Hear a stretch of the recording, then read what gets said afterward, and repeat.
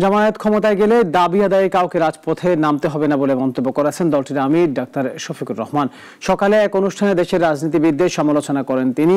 এদিকে রাজশাহীতে দলটির সেক্রেটারি জেনারেল মিয়া গোলাম পরোয়ার জাতীয় নির্বাচনের আগেই গণভোট আয়োজনের দাবি জানান।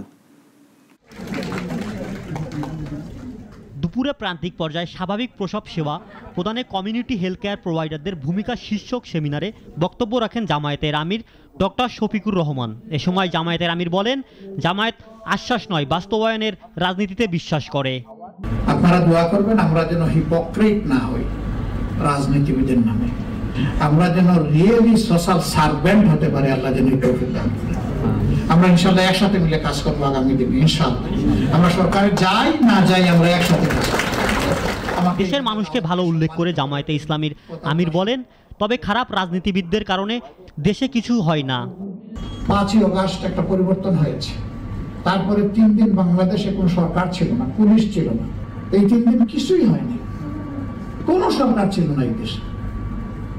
এটা প্রমাণ করে আমাদের দেশের মানুষ অনেক ভালো, আমাদের মতো কিছু রাজনীতিবিদ অনেক খারাপ। এই অনেক খারাপদের কারণে ভালো মানুষগুলোর জন্য ভালো একটা দেশ, একটা পাটাতন, একটা বীজতলা আমরা তৈরি করতে পারি না। এদিকে অন্তর্বর্তীকালীন সরকারের কাছে জাতীয় নির্বাচনের আগেই গণভোটের আয়োজনের দাবি জানিয়েছেন জামায়াতে ইসলামীর সেক্রেটারি জেনারেল মিয়া গোলাম পরোয়ার।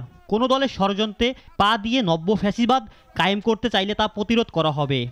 পুলিশের আইজিকে কোর্টে চোখের পানি ফেলতে হয়েছে, বাইতুল মোকাররমের খতিবকেও পালিয়ে যেতে হয়েছে, ডিসিদেরকেও আদালতে যেতে হয়েছে। মনে রাখবেন, এই বাংলার মানুষ 24-এর জুলাই অভ্যুত্থানের শিক্ষা কাজে লাগাবে।